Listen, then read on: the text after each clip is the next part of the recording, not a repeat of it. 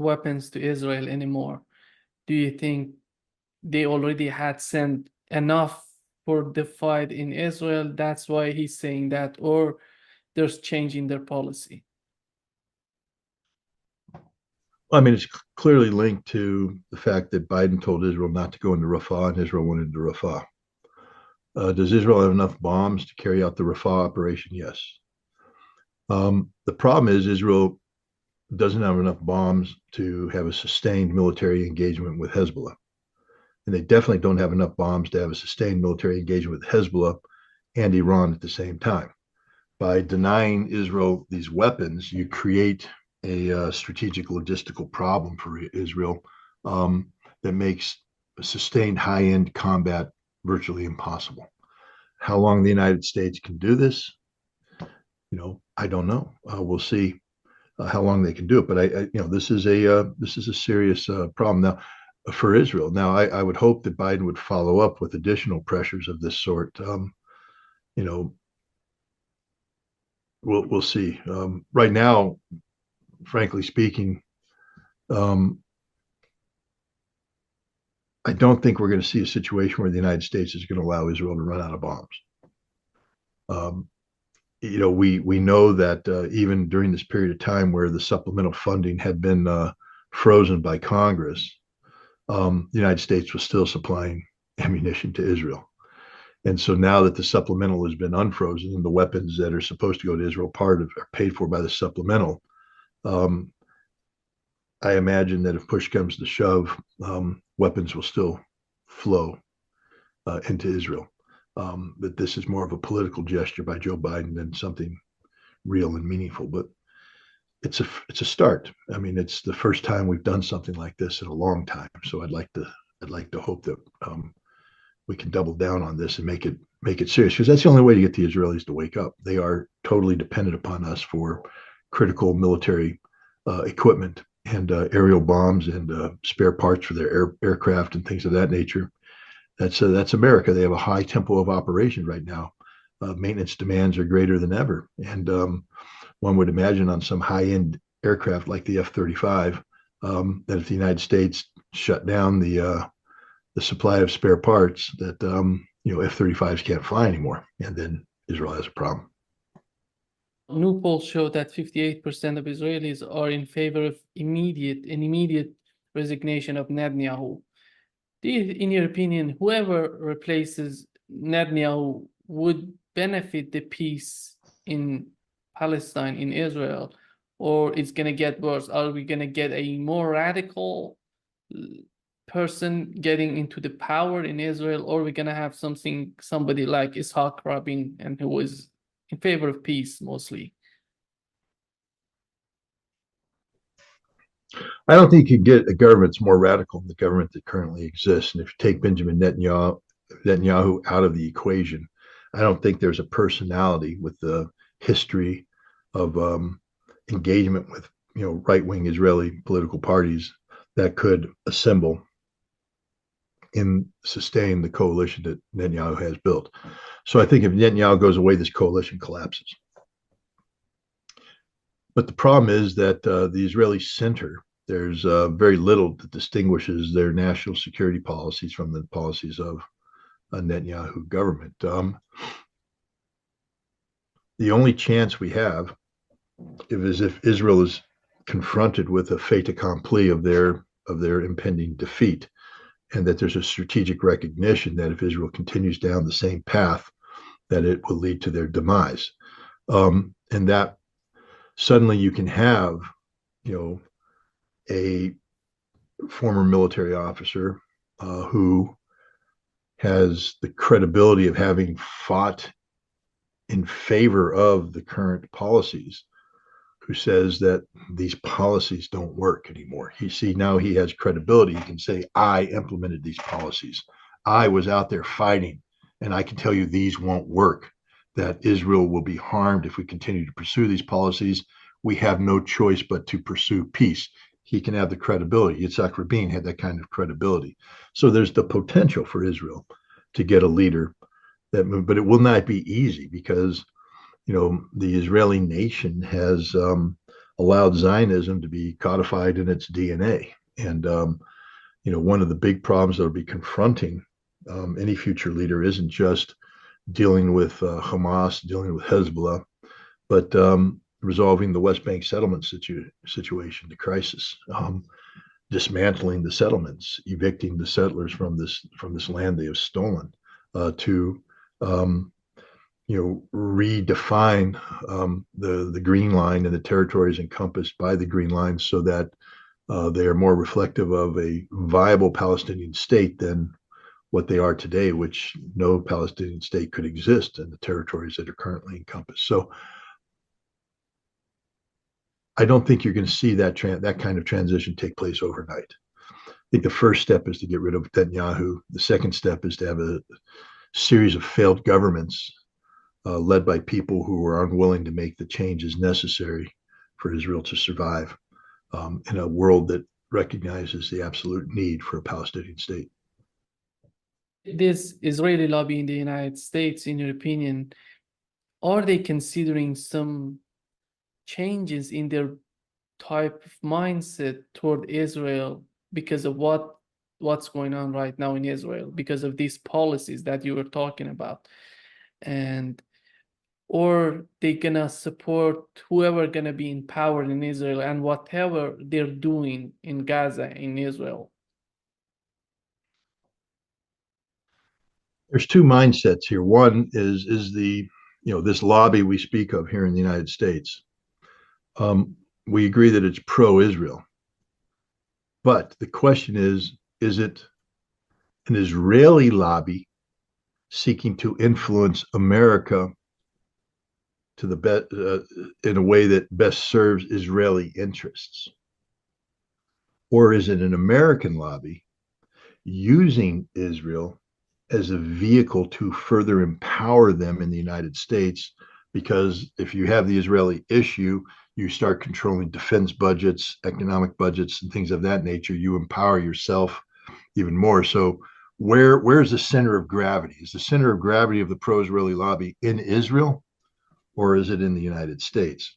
Or is it a mix of the two? And I think it's a mix of the two, that you move between the two, because there's definitely an aspect of the pro-Israeli lobby that's about empowerment of America, self-empowerment within the framework of American governance. And therefore, it's in their interest to ensure that they don't become isolated from the American electorate.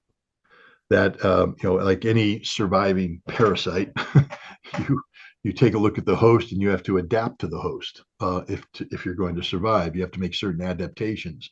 And so this pro-Israeli lobby, the American aspect of it, is a parasite that's seeking to adapt to ensure its continued viability in a transforming American body politic. Meanwhile, in Israel, you have the pro-Israeli lobby that's linked to what's best for Israel. And right now that's defined by a very extreme definition of what Zionism is and what Israel is and what a Palestinian state will never be. They're a parasite, and they will have to adapt to certain realities, Israeli realities.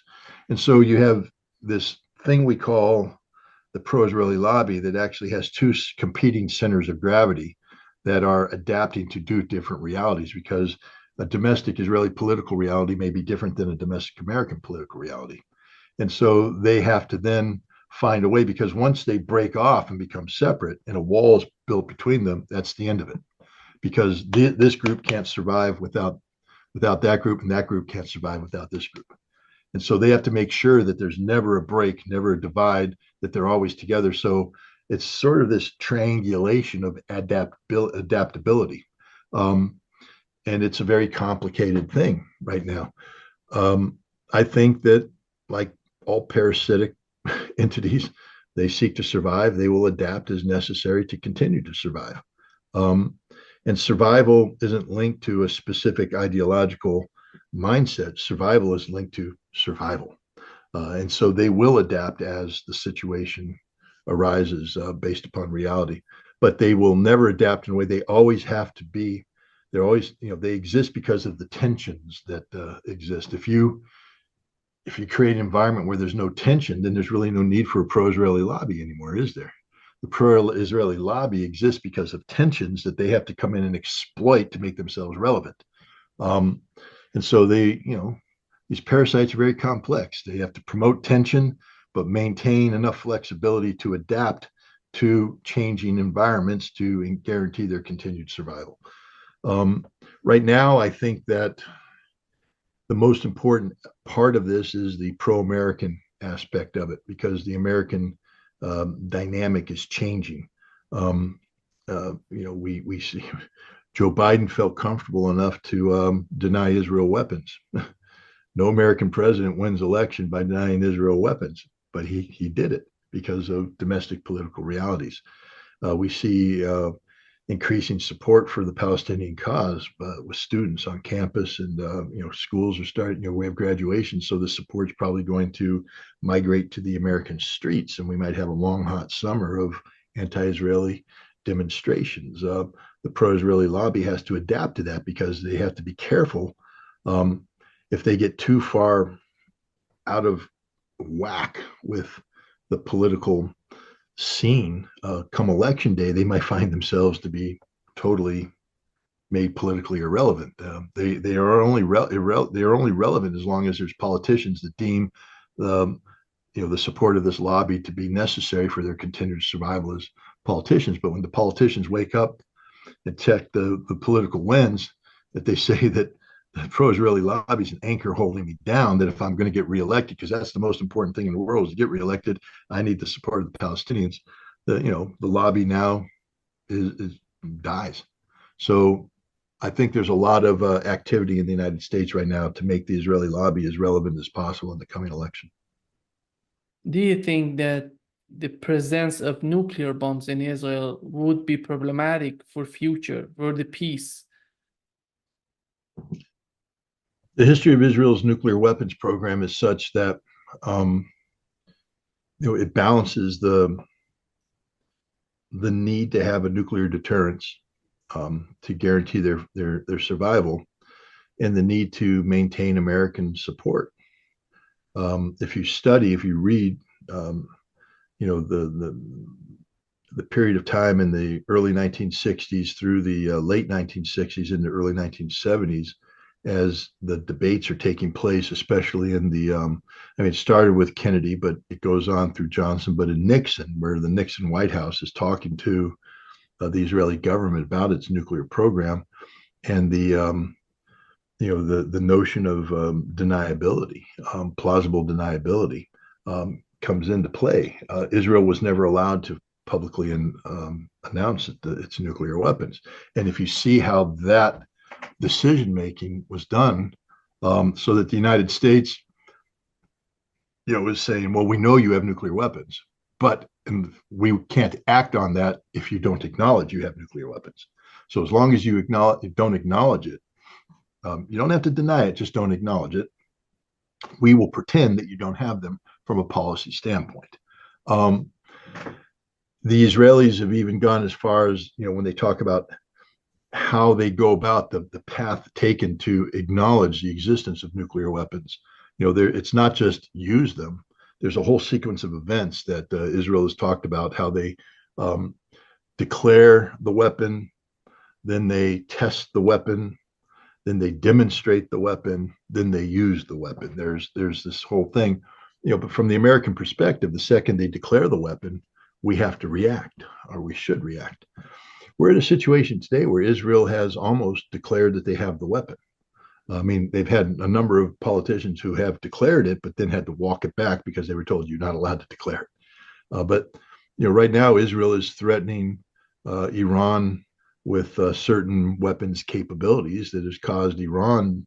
There was a statement made by by a spokesperson of the supreme leader, Ali Khamenei, to a official state press organ, the student press, that said Iran is reconsidering its stance on nuclear weapons. It's a big deal. Why would Iran do that? Because they feel as though Israel has made a direct threat to use nuclear weapons against them. So this is, it's a very dangerous situation. I think at some point in time, if we're going to prevent Iran from feeling the need to develop nuclear weapons and therefore hopefully prevent a nuclear war between Iran and Israel, we are going to have to, the international community is going to have to find a way to get Israel to put its nuclear weapons on the table. We have to get rid of them, just like we had to get rid of South Africa's nuclear weapons. They are a destabilizing element in terms of the threat they pose to international peace and security. It's not just Iran. We know Turkey was talking about these nuclear bombs. If Turkey is not feeling safe with Israel having these nuclear bombs, on the other hand, if Iran gets nuclear bombs, we have Saudi Arabia one. Well, It's a game of this it's is an the danger. endless game. It's the danger.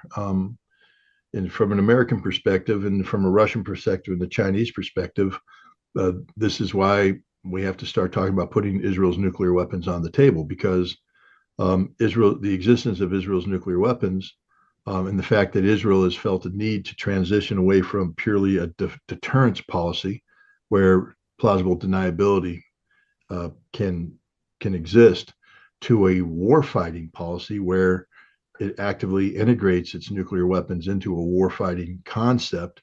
There is no plausible deniability there. So right now, Israel is in the gray zone between this.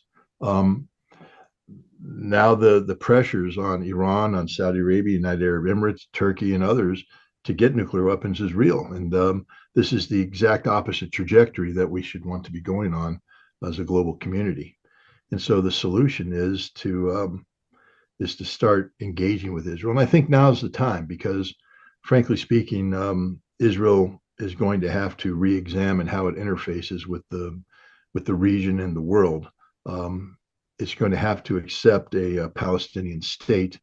And as Israel starts to make the compromises necessary to exist in such a scenario, now's the time to put nuclear weapons on the table. Now's the time to start talking about the disarmament of Israel.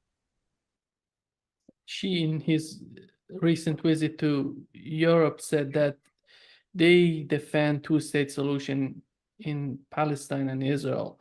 And when we can have Europeans talking about this in a direct manner, in so solid manner, in your opinion? When Europe declares independence from the United States. Until then, Europe is just an extension of American national security and foreign policy, and Europe has no independent voice. So if Europe wants to be taken seriously, then it needs to become independent.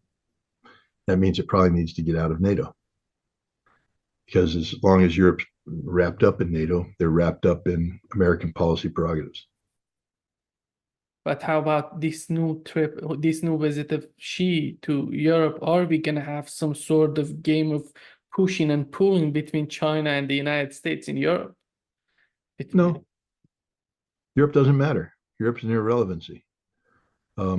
China is going there to, let Europe know that they'd like to continue to do business. But if Europe wants to play stupid games, then China is fully capable of terminating its economic relationship with Europe. China was in the driver's seat.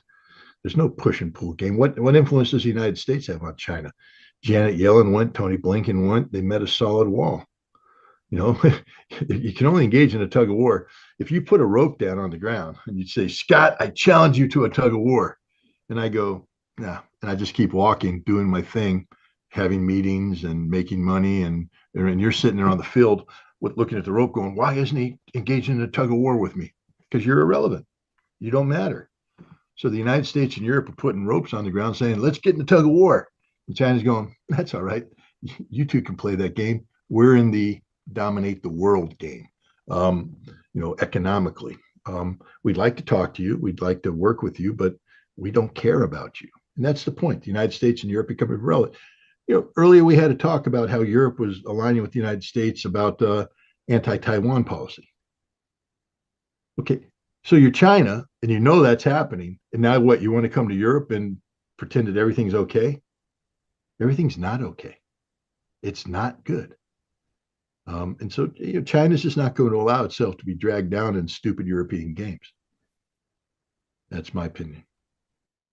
Just to wrap up this session, how about the role? How do you see the role of India? We haven't seen anything from India so far. This is a big country.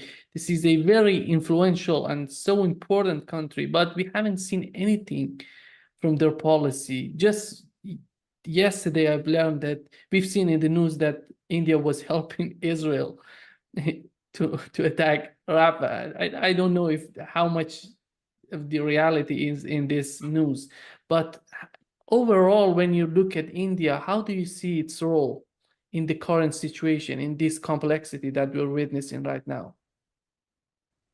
India is a nation that believes that it deserves a place at the head of the table. It deserves a membership in the Security Council of the United Nations, that its voice should resonate in BRICS and in the G7. And therein lies the problem.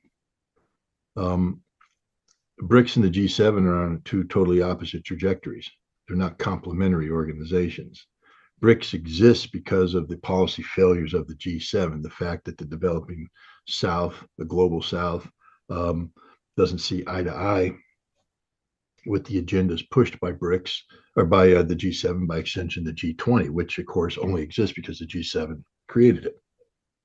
BRICS is the counterbalance to that. So India was more than happy to join BRICS, but India very much wants to be a member of the G7. They'd like it to become the G8.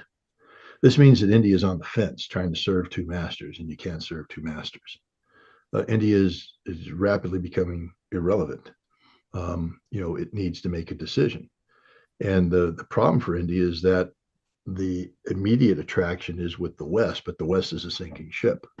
There's no level of Indian membership is going to revive the G8. India doesn't have the ability to be a global economic changer like China is. India doesn't have the ability to do a Belt and Roads Initiative competition. When the Indians do talk about this, they speak in terms of the India-Middle East Economic Corridor that they all say is so important. But we've talked about this before. When you start at the beginning in Mumbai and you finish in Greece, 80% of what's in the middle is linked to Chinese belts and roads. So India can't do anything without China already to begin with. India is very nervous about China's dominance position in BRICS. If they join BRICS and jump into BRICS, they're concerned that China will wrap them up and get more influence than India is comfortable with. But if India goes to the West, they have to understand that the West doesn't respect India at all. The West, India considers itself to be a sovereign state, but how can you be sovereign when the West sanctions you and threatens sanctions every time you try to do something? When was the last time the United States threatened to sanction Great Britain? The G7 doesn't sanction the G7. But India wants to join the G7, but the United States and others are threatening sanctions. India will never join the G7. India is a nation that is nullified itself because it can't make a decision. Do I stay with the West? Do I go to the East? What do I do? They can't make up their minds, so they're stuck in the middle. And as a result, decisions are being made in BRICS about expansion that India is, opting out of. Decisions are being made in the G7 about, containing Russia and China that would require India to, participate in sanctions, but India can't do that because of the interconnectivity. India